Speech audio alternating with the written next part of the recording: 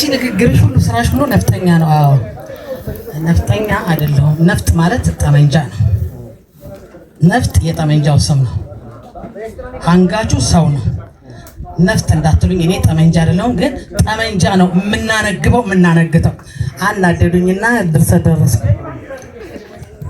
እኮራበታለሁ በእኔነቴ የጥቁር እንቁ ነው መሰረቴ፣ በኢትዮጵያዊነቴ እኮራለሁ ለማንዴላም ጅምር መሰረት ያለው የነጣይቱ ብጡል አለበኛ አደራ ቀድሜ ልሰዋ ሳይነካ ክብሯ የዘውዲቱ ማዕጽም ምን ይልከና ብሎ እየሾረገዶኔ አለ ውስጤ በቅሎ እንቀሴ ሰራውና ሰጠኋቸው።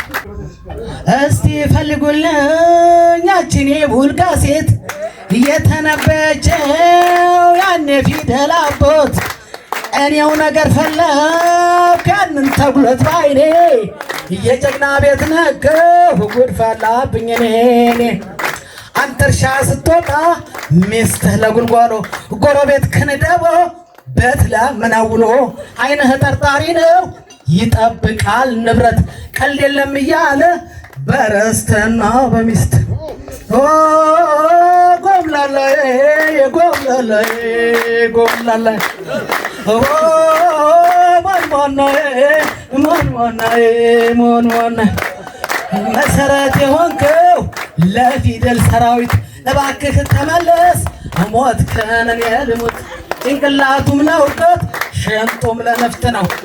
የእሱን ጥበብ ታዲያ ብንከተል ምነው ሰራውና ከንፈ ያልኩት እንካ ይሄን ይመስላል። መሰረት የሆንከው ለፊደል ሰራዊት እባክህ ተመለስ። ሞት ከነን የልሙት ጭንቅላቱም ለእውቀት ሽንጡም ለነፍጥ ነው። የእሱን ጥበብ ታዲያ ብንከተል ምነው ብዬ ካሴት ሰጠኋቸው። አመሰግናለሁ። የታሪክ ማህፀን ካፈራቸው አስደናቂ ሚስጥሮች መካከል የነሐሴ 12 መለኮታዊ ቀጠሮ በቀዳሚነት ይሰለፋል። የተፈጥሮ ሕግን በሚያስደንቅ መልኩ የሰው ልጅን የማሰብ አቅም በሚፈታተን መልኩ 3 የኢትዮጵያ የቁርጥ ቀን ልጆች በአንድ ቀን በአንድ ወር ወደዚህ ምድር መምጣታቸው ከመግረም አልፎ ይደንቃል፣ ከመድነቅም አልፎ ለታምር ይቀርባል። ነሐሴ 12 ቀን በኢትዮጵያ ኦርቶዶክስ ተዋሕዶ ቤተክርስቲያን የሊቀ መላእክት ቅዱስ ሚካኤል ዕለት ነው። በዚህ የተቀደሰ ቀን ሰማያዊ አርበኛ ቅዱስ ሚካኤል በክንፉ ጋርዶ በነበልባሉ ሰይፉ አቅንቶ ለኢትዮጵያ ሉዓላዊነት መድን የሚሆኑ 3 ጀግኖችን በልዩ ጥበብ ያጎናጽፋቸው መርጧቸው እንጂ ተራ አጋጣሚ እንኳን ሊሆን አይችልም።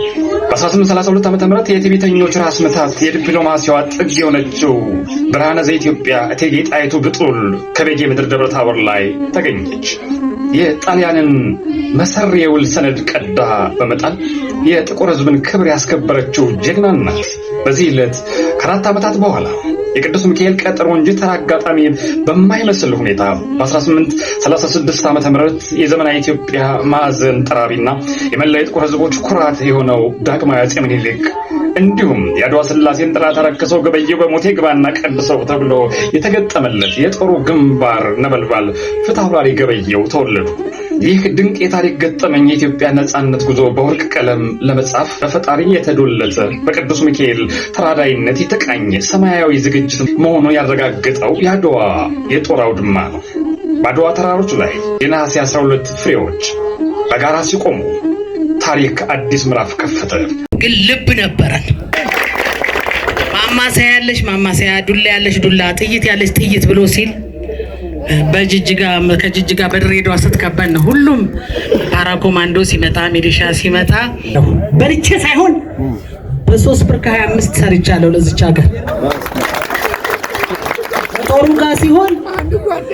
ጋር ሲሆን 3 ብር ከ25 ማነው ኮቾሮ ከተማ ወጣ ስንል 3 ከ25 ለመድረኩም ቢሆን ተከፍሎን ነው የሰራነው። 3 ብር ከ25 ለወንዶይ ለጺም ነው የምትሉት፣ እኛ ደግሞ ስለዚህ ደስ ብሎኛል በዛሬው ቀን በመምጣቴ ከዚህ ሁሉ ኩሩ ሕዝብ ጋራ በመገናኘቴ እንደገና ልቤ ተራራ ነበር ጨምሯል። እና እኔ እዛ ቦታ ላይ ይዋጋል ገና አብዮታዊ ሰራዊት ሞት የማይፈራ ይዋጋል ገና ለውድ አገሩ ነፃነቱን ለክብሩ ጀግናው ሲታገል ቢቆስል ቢሞት ለዳር ድንበሩ የማይወላውል ፍንክች የማይል ክንደ ጠንካራ የጠላት ምሽግ ሰብሮ የሚጥል መናን ሳይፈራ ሲታገል ውሎ ከበረካ ጠላቱን አንቆ ሲያሰኘው ውጋ ክንደ ጠንካራ ሐሞተ ኩሩ ገዳይ ጠሎቶ በየቆንጥሩ ከመንግስቱ ኃይለማርያም ጋር ነው። ሎሚ ተራ ተራ ሎሚ ተራ ተራ ሎሚ ተራ ተራ እማዬን አደራ 9 ወር አርግዘሽ በጭንቅ አሳድገሽ ጡትሽን አጥብተሽ ምሳዬን ራቴን ቁርሴንም አብልተሽ ምንም አልቀመሰች ልጄ ችጋር ሞተች ብለሽ ትይኛለሽ ራሽን በራስሽ እናቴ ታሚያለሽ። የመጀመሪያ ስራዬ ነው።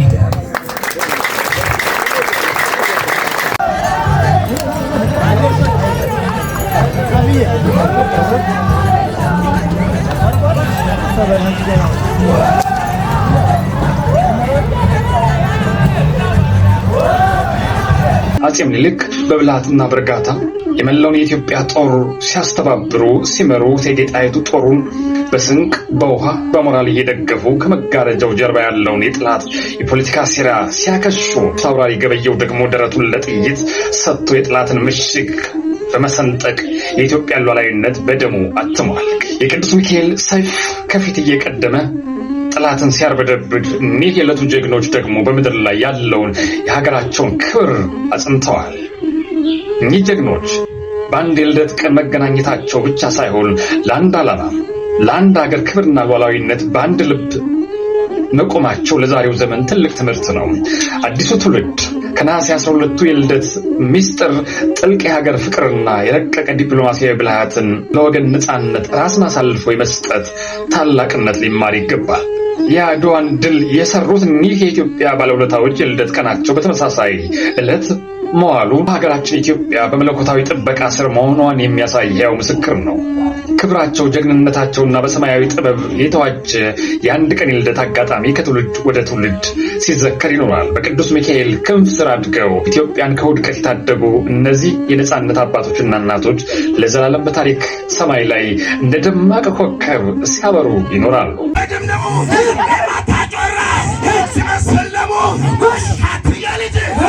ፈታይቱ ባሩን ብሎ